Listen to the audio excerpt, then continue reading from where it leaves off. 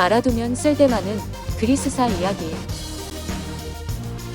첫 번째 이야기, 티탄 거인족과 올림포스의 신들.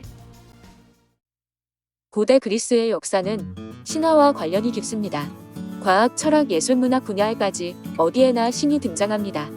신들은 크게 두 종류로 나눌 수 있는데, 하나는 상상 속의 신으로 세상 모든 것의 주인입니다. 모든 자연의 힘과 인간의 운명을 좌지우지할 수 있어 고대 그리스인들은 이들을 우러러보면서도 두려워했습니다. 다른 하나는 전설 속의 영웅인데, 이들은 부족 국가시대의 전쟁이나 자연재해가 있었을 때 이름을 떨친 인간들입니다. 고대 그리스인들은 그들의 힘과 용기, 지혜, 품격 등을 존경했는데, 이야기가 전해 내려오면서 영웅들은 강한 능력과 멋진 용모, 불타는 열정을 갖춘 인물로 미화되었습니다. 세상이 만들어지기 전에 우주의 한쪽은 텅 비어 있었고, 빛과 그림자, 하늘, 땅도 없이 모든 것이 혼란스러웠습니다. 그럴 때 땅의 여신인 가이아가 하늘의 신인 우라노스를 낳았습니다. 세상을 만들어낸 가이아는 우라노스와의 사이에서 우키아노스, 포이오스, 히페리온, 크리오스, 이아페토스, 크로노스라는 6 형제와 테이아, 레아, 테미스, 무네모시네, 호이데, 테티스라는 6 자매를 낳았습니다. 이들이 바로 티탄 거인족 12남매인데 각각 하늘, 땅, 해, 달, 결, 바다 등을 맡아 관리했습니다. 가이아와 우라노스는 이들 외에도 외눈박이 3형제와 100개의 손이 달린 3형제를 낳았습니다. 여자가 먼저인가, 남자가 먼저인가 논란의 여지가 없도록 그리스의 신화는 땅의 여신이 먼저 있어 하늘의 신을 낳게 됩니다. 우라노스는 자신의 권력을 빼앗길까봐 두려워서 자식들을 모두 하늘이 없는 어두운 땅 밑에 가두었습니다. 그러자 자식들을 사랑하는 가이아는 우라노스의 이런 행동에 몹시 분노했습니다. 이때 12남매 중 가장 어린 아들인 크로노스가 가이아의 도움을 받아서 형제들을 탈출시켰습니다. 그리고 이들은 힘을 합해 우라노스를 죽였고, 크로노스가 우라노스의 권력을 이어받았습니다. 우라노스와 크로노스, 이 2명의 신이 그리스 신화에서 세상을 창조한 신입니다. 아버지의 권력을 이어받은 크로노스는 누이인 레아와 결혼해 3아들과 3딸을 낳았습니다. 그러나 자신의 손으로 아버지 우라노스를 죽인 크로노스는 자신도 자식들한테 배신을 당할까봐 두려웠습니다.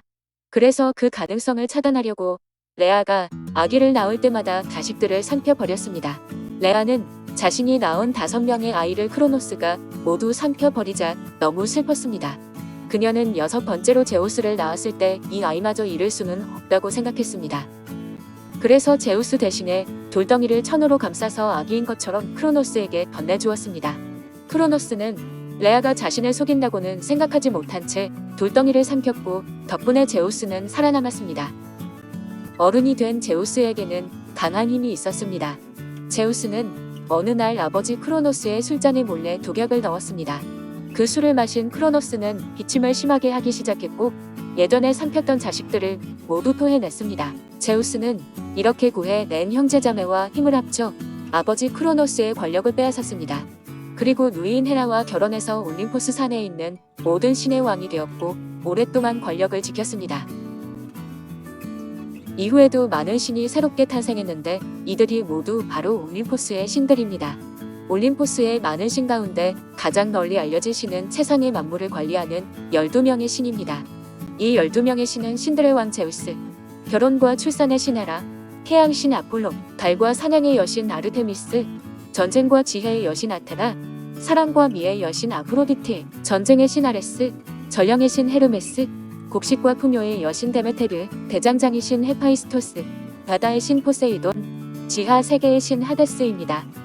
그럼 고대 그리스의 12신을 하나씩 살펴보겠습니다. 제우스, 신들의 왕으로 천둥과 번개를 무기로 사용합니다. 아버지의 권력을 빼앗아 왕의 자리에 올랐습니다. 외모는 위험이 넘치지만 바람둥이라서 여신이든 인간 세상의 미녀이든 언제나 사랑에 빠져 아내인 헤라를 화나게 합니다.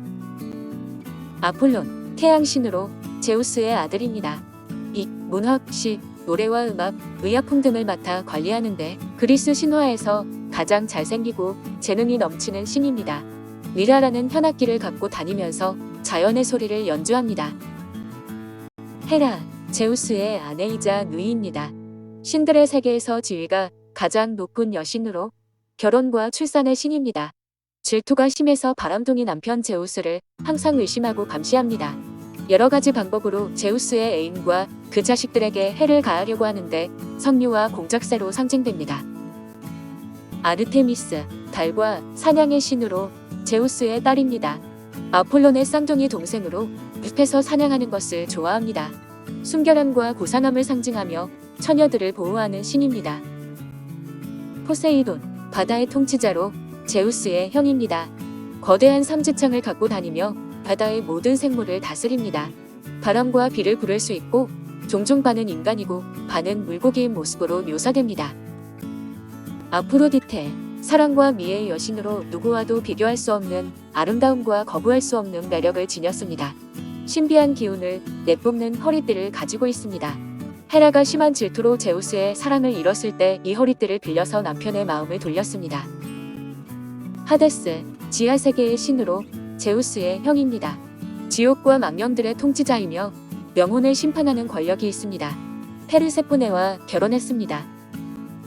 아레스, 전쟁의 신으로 제우스의 아들입니다.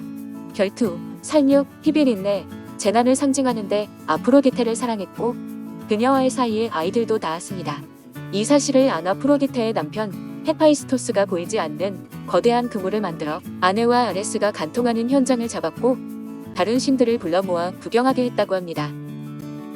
데메테르, 곡식과 풍요의 여신으로 제우스의 누이입니다.